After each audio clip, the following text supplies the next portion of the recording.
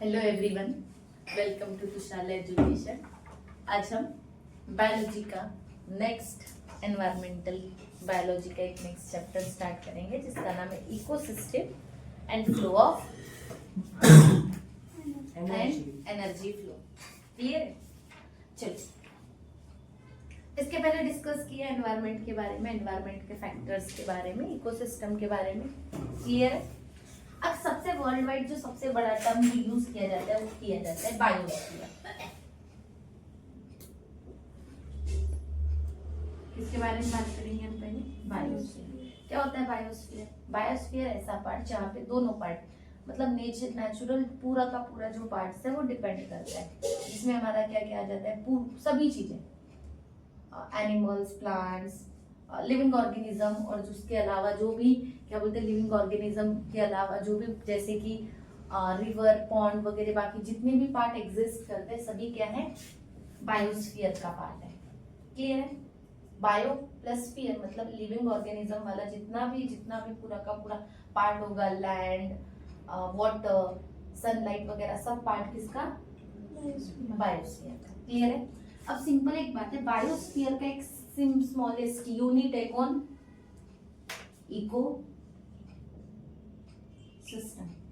इसका smallest unit है biosphere का एक यूनिट फंक्शन। ठीक है, इकोसिस्टम। तो मेन अभी हमें किसके बारे में डिस्कस करना है? इकोसिस्टम के बारे में। इकोसिस्टम जो वर्ड है वो दिया था एजी टैंसली ने 1935 में। किसने दिया था? टैंसली ने। क्या बोलता है ecosystem? An ecosystem is the self-sustaining structural and functional unit of nature। मतलब खुद सस्टेन करने वाला, खुद बनने वाला, खुद एग्जिस्ट करने वाला एक तो स्ट्रक्चरल और क्या है, फंक्शनल यूनिट है नेचर का, where the living organism interact among themselves. वहां पे क्या करते हैं, जितने भी लिविंग ऑर्गेनिज्म क्या करते हैं, इंटरैक्ट करते हैं। किसके साथ? लिविंग ऑर्गेनिज्म के साथ में भी और other than non living things के साथ में भी। ठीक है? With their physical environment resulting in the energy flow and nutrient cycle, जिसके कारण में क्या होती है, फ्लो ऑफ एनर्जी होती है।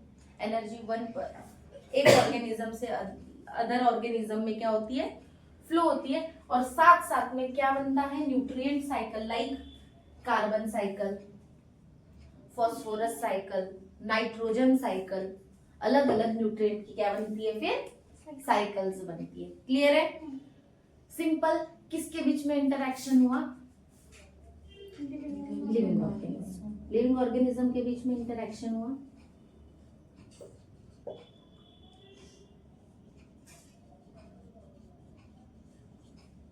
अब ये इंटरेक्ट किसके साथ करते हैं? आजू बाजू में जितना भी एनवायरनमेंट प्रेजेंट है, लाइक पॉन्ड, रिवर, लैंड वगैरह, सनलाइट वगैरह, सब चीजों के साथ में इंटरेक्ट कौन करे? साथ साथ खुद के बीच में भी तो हो रहा है इंटरेक्शन, साथ साथ में फिजिकल एनवायरनमेंट के साथ में भी हो रहा है, जिसके वजह से क्या होगी, फ्लो ऑफ एनर्जी। सीधी सी एक बात है, हम बोले फ्लो ऑफ एनर्जी कैसा? मुझे एक बात बताओ, एनर्जी का मेन सोर्स सनलाइट। सनलाइट से एनर्जी प्लांट्स। बाबा एक एनर्जी सिंपल एक बता रही हूँ, सनलाइट है, सनलाइट से एनर्जी कौन? प्लांट यूज करते हैं, फोटोसिंथेसिस करते हैं, प्लांट को कंज्यूम करने वाले प्राइमरी कंज्यूमर, प्राइमरी से सेकेंडरी कंज्यूमर, सेकेंडरी से टर्शरी कंज्यूमर, टर्शरी से कौन है? टर्शरी से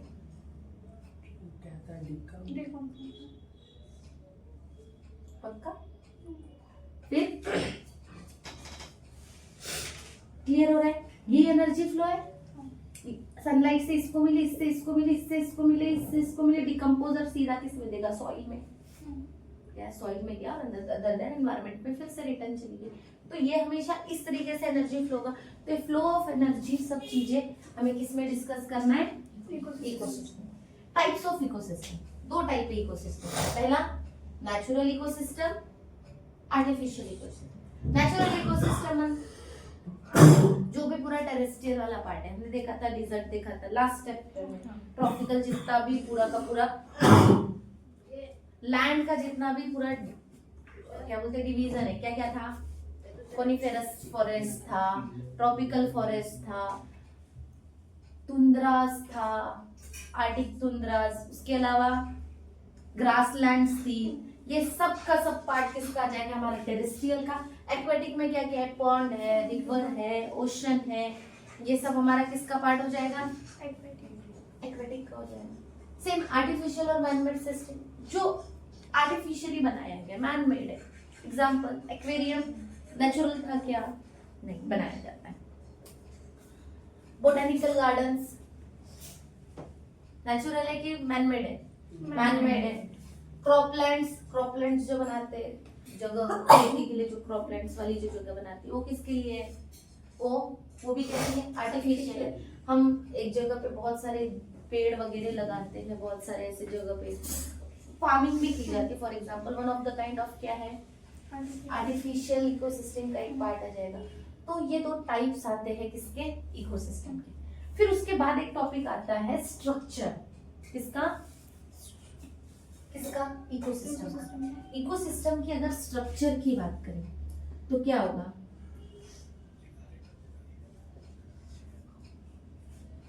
दो चीज है, एक है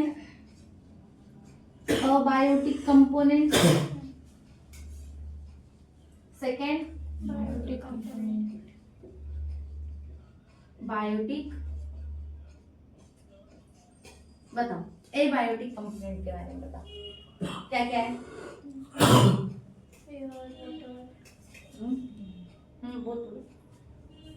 एयर, फिजिकल एनवायरनमेंट जो भी हमारे आजू बाजू, सनलाइट है, टेम्परेचर है, रेनफॉल है, विंड है, सॉइल है, वाटर है, ये सब हमारा क्या हो जाएगा, अबायोटिक कंपोनेंट। क्या क्या बोला हमने, सनलाइट है,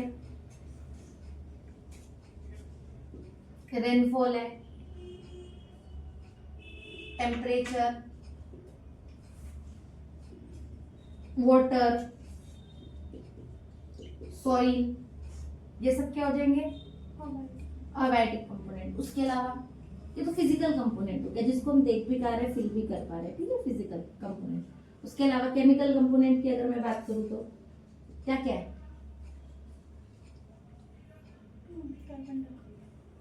CO2 है, O2 है, N2 है, सल्फर है, कैल्शियम है, जितने भी सब चीजें जो भी केमिकली आ जाएंगी, जो भी न्यूट्रिएंट मीडियम्स में आ जाएंगे, सब क्या हो जाएगा, केमिकल कंपोनेंट हो जाएगा। अब मेन क्या है, अबायोटिक कंपोनेंट का रोल एनवायरनमेंट में। ये सब चीजें क्या करती है, sunlight, rainfall, temperature, water, soil, ये सब क्या कर रहे हैं, इनका मेन रोल क्या है इकोसिस्टम में,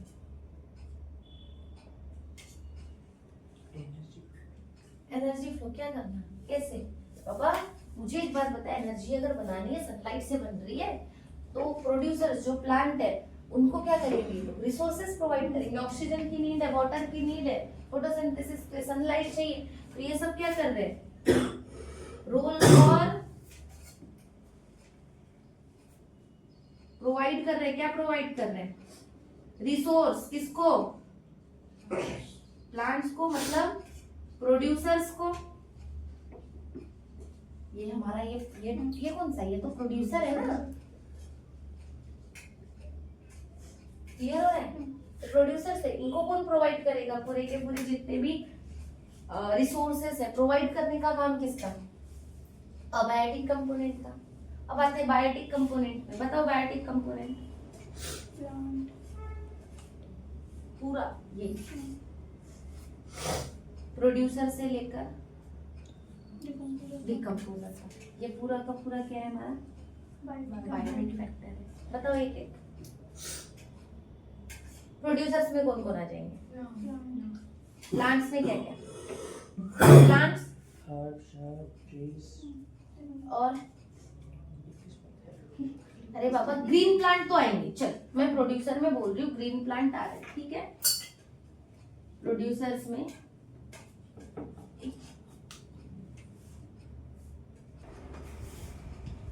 देखो, अगर हम बात करें, सबसे पहला टॉपिक क्या आता है हमारा, प्रोड्यूसर, इसके बारे में बोल रहे थे हम अभी, प्रोड्यूसर। मुझे बताओ प्रोड्यूसर कौन को प्रोड्यूसर में क्या क्या आ सकता है? ऑल ग्रीन प्लांट्स, ठीक है, ऑल ग्रीन प्लांट्स। उसके अलावा एल्गी भी तो है। उसके अलावा साइनोबैक्टीरिया, जो भी फोटोसिंथेसिस कर रहा है, खुद का ओन फ्रूट बना रहा है, वो सब काय में आ जाएंगे हमारे प्रोड्यूसर्स में ना। तो ये भी क्या हो जाएगा,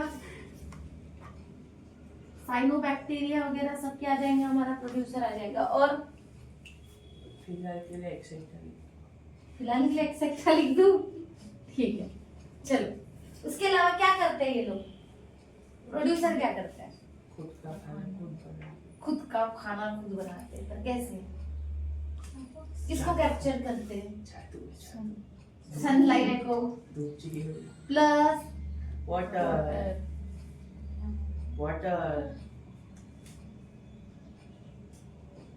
और मिनरल्स, CO2 का फिक्सेशन करते हैं, ऑर्गेनिक कंपोनेंट का, और उससे फूड का प्रोडक्शन करते हैं। उसके बाद क्या आ जाते हैं हमारे पूरे कंज्यूमर्स। फिर कौन आ जाते हैं इनके बाद? कंज्यूमर।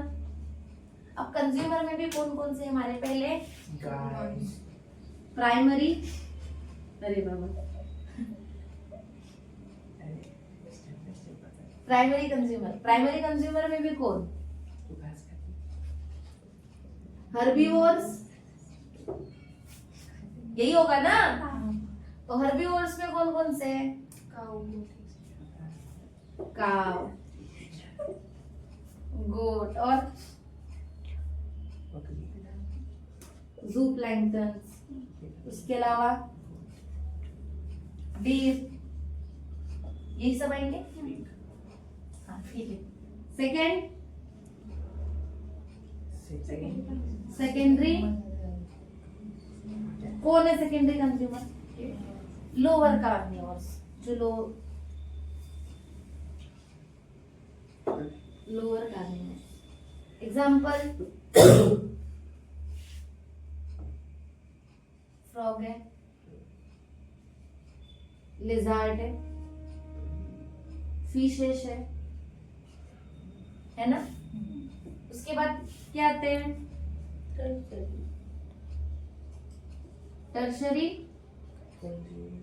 कंज्यूमर कौन? Top carnivores. Example tiger, eagle, shark. Vultures decomposers, one of the decomposers में आ जाएंगे vultures. Dead and decaying organisms को लाइक करते रहे बाबा, ठीक है, ठीक है। उसके बाद लास्ट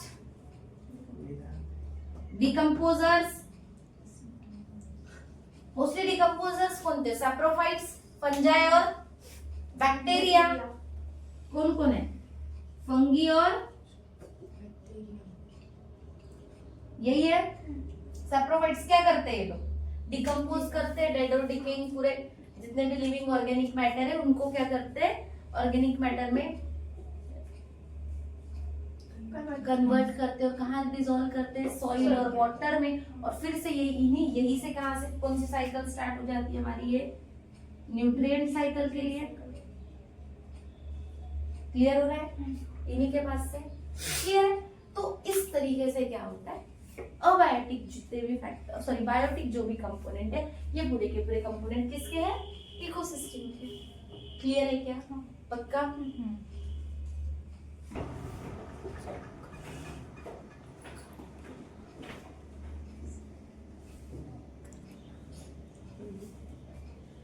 नेक्स्ट टॉपिक आते हैं, स्ट्रक्चर कैसा होता है, जोनेशन किस तरीके से इकोसिस्टम को डिवाइड किया। सबसे पहला आता है स्ट्रैटिफिकेशन। क्या आता है? स्ट्रैटिफिकेशन। अब स्ट्रैटिफिकेशन मींस कि वर्टिकली इकोसिस्टम को वर्टिकल डिस्ट्रीब्यूशन कैसे किया। वर्टिकल पता है ना, इस तरीके से है।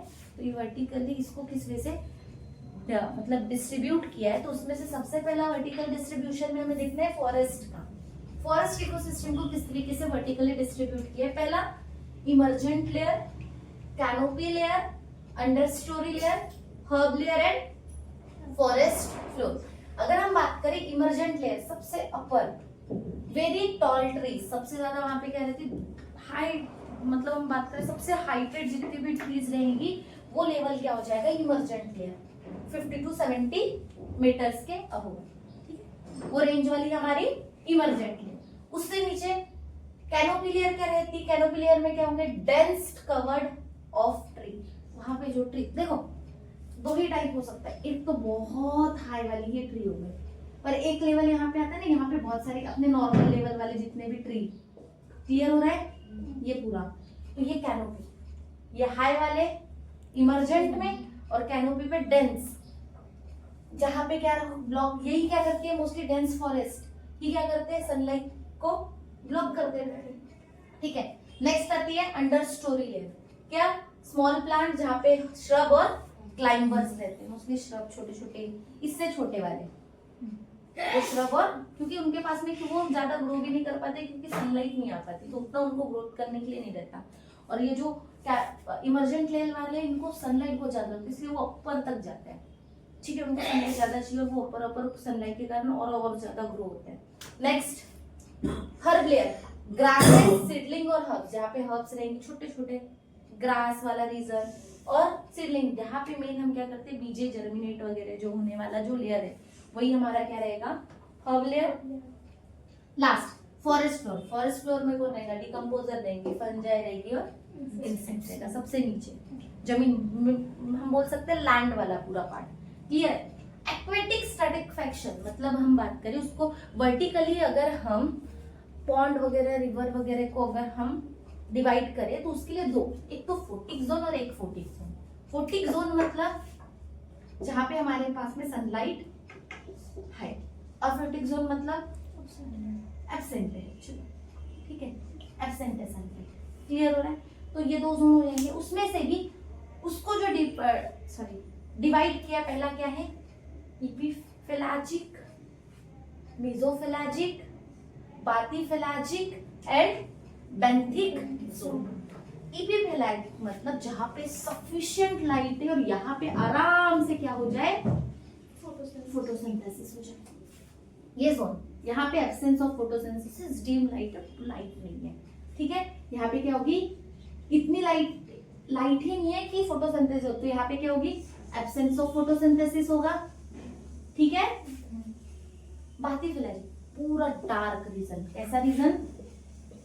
डार्क रीजन, पूरा कोई सनलाइट नहीं। और लास्ट बेंथिक जोन मतलब जो सी का जो ओशन, उसकी जो फ्लोर रहेगी वो ये जोन हो जाएगा, क्लियर हो रहा है? ठीक है, क्या क्या देखा स्ट्रैटिफिकेशंस में? एक्वेटिक स्ट्रैटिफिकेशन में फोटिक और एफोटिक। फोटिक मतलब सनलाइट वाला रीजन जहाँ पे सनलाइट आराम से, और ये एब्सेंस ऑफ सनलाइट। तो ये एफोटिक जोन कहाँ से शुरू हो जाएगा? मेसोफेसालिक से। नीचे वाला पूरा जो जितना भी जोन रहेगा सब एफोटिक जोन। हमारा फोटिक, हमें देखे हो ना, सनलाइट जहाँ पे रहती है वहीं पे प्लांट्स वगैरह और मोस्टली जो लिविंग ऑर्गेनिज्म वो वहीं पे रहते हैं, क्लियर है? नेक्स्ट आता है जोनेशन। देखो ये क्या है? Vertical distribution.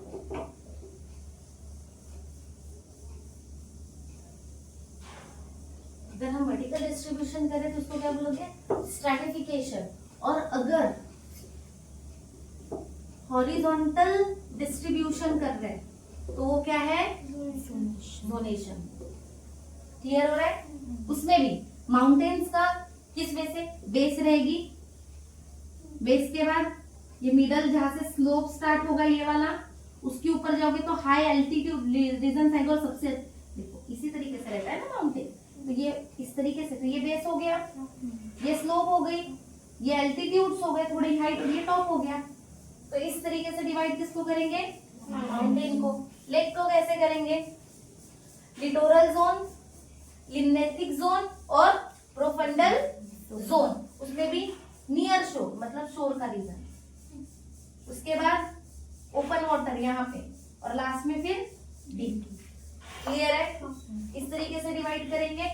और ओशन को अगर हम बात करें, शीशोर से अगर हम देखें तो इसमें कौन कौन सा जोन?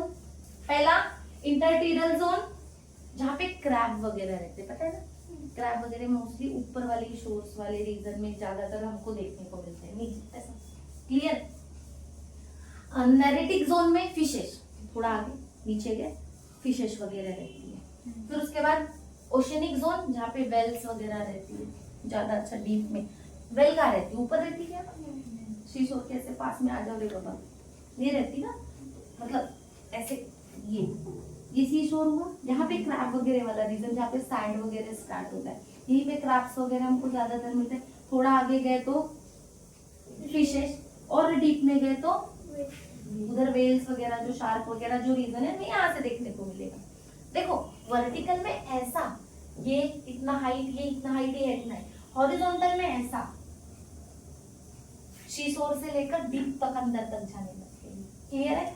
तो ये जब ऐसे करेंगे तो कौन सा?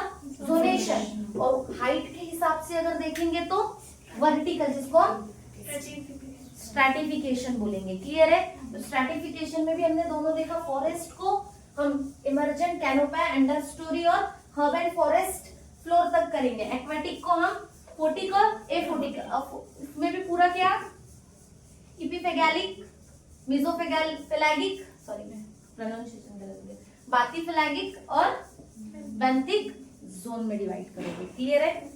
सनलाइट वाला रीजन, जहाँ पे फोटोसिंथेसिस प्रॉपर हो रहा है, डीम लाइट है यहाँ। मेसोफेगैलिक में डीम लाइट है, इतनी सफिशिएंट लाइट नहीं है कि वहां पे फोटोसिंथेसिस हो सके। उसके बाद बेंथी में पूरा डार्क, सनलाइट पहुंच ही नहीं पा रहा। फिर मतलब बेंथीफेलैगिक हम बोल सकते हैं 4 डिग्री तक का, जो डिग्री सेल्सियस का तो जो टेम्परेचर जाता है वाटर का, वहां तक हम बोल सकते हैं। फिर बेंथिक में भाई पूरी फ्लोर, जहां से शी का मतलब मेन बेस जो स्टार्ट होता है वो, ठीक है, ये बेस वाला जहाँ से सी, फिर उसके ऊपर वाटर रहता है ना, पूरा जमीन तो कहीं ना कहीं होगी ना उसके नीचे, तो बेंथिक जोन वो हो जाएगा। क्लियर है क्या? पक्का? ये पूरा का पूरा स्ट्रक्चर है, इसको डिफरेंशिएट किया है, दो वर्टिकली और हॉरिजॉन्टली डिस्ट्रीब्यूशन। क्लियर है? नेक्स्ट टॉपिक आते हैं प्रोडक्ट। देखो इकोसिस्टम के यूनिट है, इकोसिस्टम के 4 यूनिट है। पहला आता है प्रोडक्टिविटी, डिकम्पोजिशन, न्यूट्रिएंट साइक्लिंग और एनर्जी फ्लो।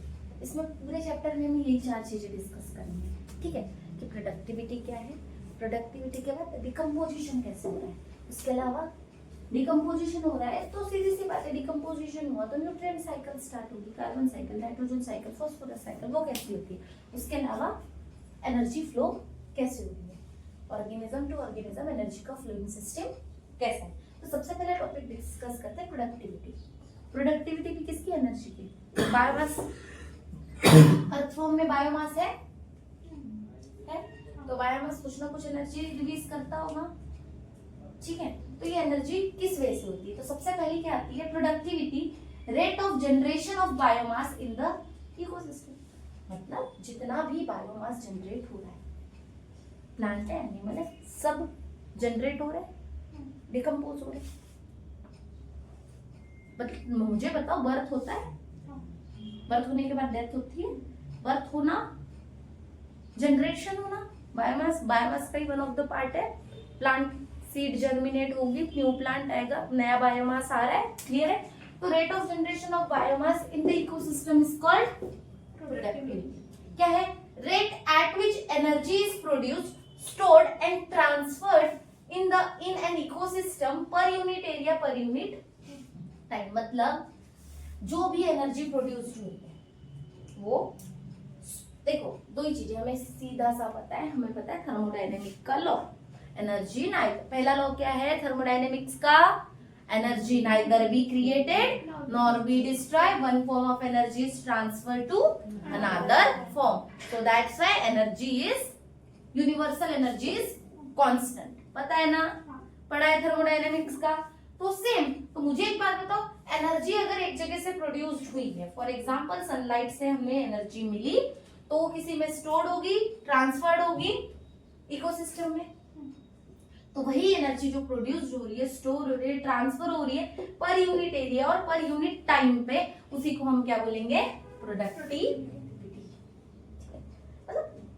बताओ नया बायोमास अगर जनरेट हो रहा है तो एक एनर्जी के कारण ही हो रहा है, बिना एनर्जी के हो सकता है क्या? तो बायोमास का generation one of the kind of energy है। क्लियर है? तो उसी की स्टडी को हम क्या बोलेंगे? प्रोडक्टिविटी। क्लियर हो रहा है क्या? Types of unit. बायोमास के लिए क्या आएगा? ग्राम पर मीटर स्क्वायर पर डे या फिर पर ईयर। क्लियर है? एनर्जी के लिए एनर्जी कैलोरी में देखते हैं, किलो कैलोरी पर मीटर स्क्वायर पर ईयर या फिर डे। या तो हम डे की निकाल सकते हैं, मतलब इतने स्क्वायर में इतने किलो कैलोरी एनर्जी एक दिन में रिलीज होगी। क्लियर है? या तो पर ईयर निकालना है तो पर ईयर भी निकाल सकते हैं। क्लियर हो रहा है? Next, types of productivity. पहला प्राइमरी प्रोडक्टिविटी, सेकेंडरी प्रोडक्टिविटी। हमें प्राइमरी प्रोडक्टिविटी के बारे में। प्राइमरी प्रोडक्टिविटी में हमारे पास में दो फैक्टर है। पहला है gross primary productivity, second net primary productivity. Net और ग्रॉस तो पता ही होगा ना? नेट मतलब ओवरऑल बचा हुआ, ग्रॉस मतलब जितना जनरेट हो रहा है। क्लियर होगा ना? तो देखो, gross productivity total energy captured by the plant include energy used for the respiration. सीधा ग्रॉस में क्या होगा? मुझे एक बात बताओ, जितनी भी एनर्जी प्रोड्यूस हुई है वो, और रेस्पिरेशन के लिए जो एनर्जी यूज, बाबा रेस्पिरेशन कर रहे हैं, लिविंग ऑर्गेनिज्म रेस्पायर कर रहे हैं तो एनर्जी कहीं ना कहीं लग रही है, तो एक टाइप से एनर्जी प्रोड्यूस होगी और एनर्जी रेस्पिरेशन के लिए लगेगी। ये पूरी अगर हम साथ में कैलकुलेट करते हैं तो हमारी कौन हो जाएगी? Productivity, gross primary productivity. तो फॉर्मूला क्या आ जाएगा? Gross primary productivity is equal to net primary productivity plus respiration. मतलब नेट जितनी थी और रेस्पिरेशन के लिए जितनी लगी वो पूरी मिला के ग्रॉस प्राइमरी प्रोडक्टिविटी। और नेट क्या होगा? नेट प्राइमरी प्रोडक्टिविटी क्या होगा? Energy remaining after the respiration available for herbivore and decomposer, और जितनी अवेलेबल रहेगी हर्बिवोर और डिकम्पोजर के लिए। तो मतलब NPP is equals to GPP minus R. अगर हम जीपीपी में से आर को माइनस कर दे तो हमें क्या मिल जाएगा? Net primary productivity. क्लियर है? नेट मतलब टोटल बची हुई, और रेस्पिरेशन के लिए जितनी लगेगी उन दोनों को अगर मैं ऐड करूं तो मुझे ग्रॉस मिल जाएगा, और ग्रॉस में से अगर मैं रेस्पिरेशन माइनस कर दूं तो मुझे नेट मिल जाएगा। क्लियर हो रहा है? पक्का? अगर मैं बात करूं नेट प्राइमरी प्रोडक्टिविटी की अगर बायोमास के लिए, तो कितनी है? 170 बिलियन टन। ड्राई मैटर में अगर हम देखें तो इतनी एनर्जी और इतना बायोफॉर्म के लिए रिलीज होता है। सिर्फ अगर ओशियन से बात करें तो कितनी रिलीज होती है? 55 बिलियन टन। क्लियर है ना? डन। नेक्स्ट, लास्ट क्या आता है? Secondary productivity. सेकेंडरी प्रोडक्टिविटी क्या है? Rate of formation of new organic matter by the consumer. अब देखो, प्रोडक्टिविटी प्रोडक्शन वाले ने कर लिया, अब कंपोजर जो भी कंज्यूमर है वो भी तो कुछ न्यू ऑर्गेनिक मैटर का फॉर्मेशन करेंगे। जो न्यू ऑर्गेनिक मैटर, देखो प्रोडक्टिविटी हम प्लांट वगैरह को देखेंगे, ठीक है? जितने को वहां पे हमने बात किया, जितना भी किया प्लांट वगैरह वो सब के बारे में बात किया। देखो energy captured by the plant, energy sun, देखो प्राइमरी कैसा? सनलाइट से लिया प्लांट ने, प्लांट ही तो प्रोड्यूस करेगा, तो जितनी प्लांट प्रोड्यूस करेगा वो यूज कौन करेगा? हर्बिवोर, मतलब कंज्यूमर्स यूज करेंगे। तो कंज्यूमर काय में आ जाएंगे? ये जो रिलीज करेंगे वो प्राइमरी हो जाएगा, ये जो रिलीज करेंगे वो सेकेंडरी हो जाएगा। तो क्या हो जाएगा? Rate of formation of new organic matter by the consumer. अब एनर्जी किसकी रिलीज? अगर हम कंज्यूमर की बात करेंगे तो वो हमारी क्या हो जाएगी? Secondary productivity. क्लियर है? पक्का? डन है यहाँ तक? नेक्स्ट टॉपिक पे आते हैं, डिकम्पोजिशन पे। किस पे? डिकम्पोजिशन। देखो क्या बोला है? देखो डिकम्पोजिशन के लिए कौन लगेंगे? डिकम्पोजर्स लगेंगे, जो सबसे नीचे वाली जो कैटेगरी है, जो क्या करते हैं? ऑर्गेनिक मैटर को कन्वर्ट करते हैं, ब्रेक डाउन करते हैं। ठीक है? इनऑर्गेनिक मैटर में क्या है? देखो Decomposers break down the complex organic matter into inorganic substance like carbon dioxide, water and nutrient, and the process is called decomposition. क्या किया? जो भी डिकम्पोजर्स है, डिकम्पोजर्स लाइक फंजाई, जितने भी सैप्रोफाइट्स वगैरह जो भी आते हैं, वो सब क्या करते हैं? जो भी ऑर्गेनिक मैटर है उनको कन्वर्ट करते, उनका ब्रेक डाउन करते और किसमें कन्वर्ट करते? Inorganic substance like carbon dioxide, water और जो भी न्यूट्रिएंट्स है, नाइट्रोजन वगैरह सब में कन्वर्ट करते हैं और इसी प्रोसेस को क्या बोला जाता है? डिकम्पोजिशन. ठीक है, अब डिकम्पोजिशन होना इंपॉर्टेंट है बैलेंस के लिए. सीधी सी बात है, हमें न्यूट्रिएंट चाहिए कहाँ पे? सॉइल में फिर से रिटर्न, सॉइल से ही फिर से वो साइकिल कंप्लीट होगी, न्यूट्रिएंट की साइकिल. क्लियर हो रहा है? तो सबसे पहले हमने देखा था प्रोडक्टिविटी, प्रोडक्टिविटी के बाद अभी क्या है हमारा? डिकम्पोजिशन. तो डिकम्पोजिशन में कितनी प्रोसेस होने के लिए हमारे पास में फॉलोइंग स्टेप है. पहली प्रोसेस है फ्रैगमेंटेशन, लीचिंग, कैटाबोलिज्म, ह्यूमिडिफिकेशन और मिनरलाइजेशन. क्या क्या है? फ्रैगमेंटेशन. अब सीधी सी बात है, फ्रैगमेंटेशन, फ्रैगमेंट मतलब स्मॉल पार्टिकल में कट होना, डिवाइड होना. ठीक है, तो क्या बोल रहा है? Fragmentation, detritivores, example earthworm, break down detritus into the smaller fragment or particle. अब ये detritivores क्या होता है? detritivores कौन होता है? अर्थवर्म मतलब क्या? ऐसे लिविंग ऑर्गेनिज्म जो भी डेब्रीज वगैरह, डेट्रिटस क्या होता है? सबसे पहले ये समझो क्या है ये वर्ड. क्या है डेट्रिटस? क्या होता है? जो भी ऑर्गेनिक मैटर है, फॉर एग्जांपल फॉलन लीफ वगैरह जो है, जो भी डेड और डेड लिविंग ऑर्गेनिज्म, मरे हुए प्लांट और मरे हुए एनिमल्स, ये सबको हम किस में कंसीडर करते हैं? डेट्रिटस में. क्लियर है? और डेट्रिटिवोर्स मतलब जो इन लिविंग ऑर्गेनिजम्स को पीसेस में कट करता है, मतलब उनको ऑर्गेनिक सब्सटेंस जो डेड एंड डिकेइंग है उनके ऊपर में एक्ट करता है. ऐसे लिविंग ऑर्गेनिज्म को क्या बोला जाता है? डेट्रिटिवोर्स. क्लियर है? लाइक फंजाई वगैरह भी आ जाएगी. क्लियर हो रहा है? एग्जाम्पल अर्थवर्म क्या करता है? ब्रेक डाउन करता है डेट्रिटस को इनटू स्मॉलर फ्रैगमेंट और छोटे छोटे पार्टिकल्स में. जैसे कि ये लीफ है, फॉर एग्जांपल लीफ है, तो लीफ को छोटे छोटे टुकड़ों में बांटेगा. क्लियर है? तो इसका काम कौन करता है? इसी प्रोसेस को हम क्या बोलते हैं? फ्रैगमेंटेशन. नेक्स्ट क्या आती है? लीचिंग. लीचिंग क्या है? Water soluble inorganic nutrient go down into the soil horizon and get precipitated as a unavailable salt. क्या बोला? जो भी वाटर soluble substance है वो सीधा कहाँ गए? सॉइल के अंदर में. कहाँ गए? सॉइल के अंदर. और क्या हो गए? प्रेसिपिटेट हो गए in the form of salt. Clear है? इस प्रोसेस को क्या बोला जाता है? लीचिंग. क्या जैसे कि जो भी लिविंग उसने पार्ट्स में कट किया, उनमें से जो वाटर सॉल्युबल सब्सटेंसेस था वो सीधा सॉइल के हॉरिजॉन में गया और जाके क्या हो गया? प्रेसिपिटेट हो गया. क्लियर है? उस प्रोसेस को क्या बोलोगे? लीचिंग. नेक्स्ट क्या जाती है? कैटाबोलिज्म. क्या बोला जाता है? कैटाबोलिज्म. अब क्या होगा? Bacterial and fungal enzyme degrade the detritus into the simpler inorganic substance. अब जैसे ये जो डेट्रिट्स है, अब इसके ऊपर में कौन एक्ट कर रहा है? बैक्टीरिया एक्ट कर रहा है, साथ में फंगस एक्ट कर रहा है. ये सब क्या करेंगे? सीधा इसको क्या करेंगे? ब्रेक करेंगे. ब्रेक काउंट करेंगे किसके हेल्प से? एंजाइम के हेल्प से. और एंजाइम के हेल्प से इसको क्या बनाएंगे? इनऑर्गेनिक में कन्वर्ट करेंगे. इस प्रोसेस को क्या बोलेंगे?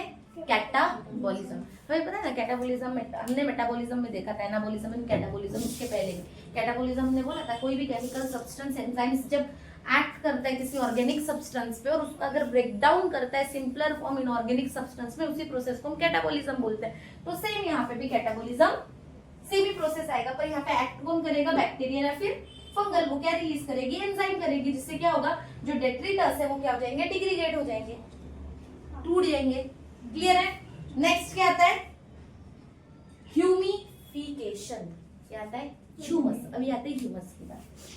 आपको पता है जब कोई भी चीज पूरी तरीके से सड़ जाती है, देखियो, तो सॉइल एक का कलर और टेक्सचर चेंज हो जाता है, ब्लैक कलर की दिखती है, अलग भुरभुरी अलग टाइप की मिट्टी हो जाती है। तो वो किसके वजह से होता है? ह्यूमस के कारण होता है। किसके कारण? ह्यूमस के कारण। देखो यहाँ पे, lead to accumulation of partially decomposed a dark color amorphous colloidal organic substance called humus। क्या बोला? एक्यूमुलेशन होता है किसका? जो भी पार्शियली डिकम्पोज, पूरी तरीके से डिकम्पोज नहीं हुआ है, उसका कलर कैसा? हल्का ब्लैकिश कलर है, कोलाइडल है, अलग ही टेक्सचर है, उस सब्सटेंस को हम क्या बोलते हैं? ह्यूमस। क्या बोलते हैं? अब ये ह्यूमस का काम क्या है? Resistance to microbial actions. ये जो भी माइक्रोबियल एक्शन है उनको रेजिस्ट करता है। क्लियर है? उसके अलावा क्या करता है? Change the soil texture, soil के टेक्सचर को चेंज कर देता है और वाटर होल्डिंग कैपेसिटी इंक्रीज करता है। हमें सॉइल में चाहिए ना, हम बोलते हैं सब पत्ते वगैरह है उसको बहुत समय तक रखो तो माइक्रोबियल एक्शंस वगैरह होगा, तो फर्टिलिटी वो सॉइल की इंक्रीज हो जाती है। क्यों? क्योंकि उसमें वाटर होल्डिंग कैपेसिटी बढ़ जाती है, उसका सॉइल का टेक्सचर बढ़ जाता है, अब वहाँ पे न्यू क्रॉप इजीली अच्छे से ग्रो हो सकते हैं। तो में ह्यूमिफिकेशन में वही काम है, ह्यूमस का फॉर्मेशन होगा और ये ह्यूमस क्या करेगा? ह्यूमस प्रोवाइड करेगा, सबसे पहले सॉइल के टेक्सचर को चेंज करेगा और साथ साथ में वाटर होल्डिंग कैपेसिटी बढ़ाएगा। और वाटर होल्डिंग कैपेसिटी जब जब सॉइल की अच्छी रहेगी, क्रॉप अच्छे से वहां पे डेवलप होते हैं। पता है ना, पानी नहीं भी मिला तो उन्हें पता है कि अगर थोड़े पानी में भी कोई भी प्लांट सरवाइव कर सकता है। क्लियर है क्या? नेक्स्ट लास्ट क्या आता है? मिनरलाइजेशन। समझ में ही आया? मिनरल्स का फॉर्म होगा, इनऑर्गेनिक सब्सटेंस फॉर्म होंगे। क्या है? Humus degraded by some microbes and release the inorganic nutrient. अब ये जो ह्यूमस फॉर्म हुआ था, अब ह्यूमस को कोई भी एंजाइम या कोई भी लिविंग ऑर्गेनिज्म जो रहेगा, माइक्रो ऑर्गेनिज्म, वो क्या करेगा? डिग्रेडेट करेगा और इनमें कन्वर्ट करेगा इनऑर्गेनिक न्यूट्रिएंट में। किस पे कन्वर्ट करेगा?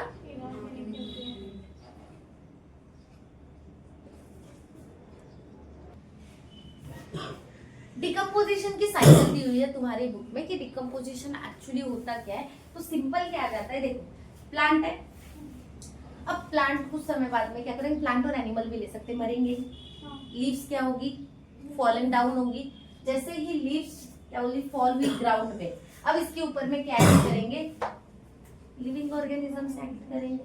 ठीक है, या तो ये डायरेक्ट हो जाए समा रिटेन बाय हर्बिवोरस, एनर्जी के साइकिल में चले जाए। जो भी हर्बिवोरस है, लाइक जो भी ग्रास, जो ग्रेजिंग लिविंग ऑर्गेनिज्म पे रहता है, फॉर एग्जांपल डीर वगैरह, काव वगैरह, कैटल्स वगैरह, वो क्या करेगी? कंज्यूम करेगी। और अदर वो फिर साइकिल में एंटर करेगी। कौन से? हमारे फूड चेन वाला जो पिरामिड है उसमें। क्लियर है? तो ये फॉलन लीफ का एक ही एग्जांपल। और सेकंड क्या हो जाएगा? कुछ ना कुछ क्या करेंगे? लीचिंग की प्रोसेस स्टार्ट करेंगे, डिकम्पोजिशन स्टार्ट करेंगे। सीधा क्या होगा? या तो डिकम्पोजिशन होगा किसके थ्रू? फंजाई वगैरह जो लिविंग ऑर्गेनिज्म है, क्या करेंगे? कन्वर्ट करेंगे, डिकम्पोज करेंगे।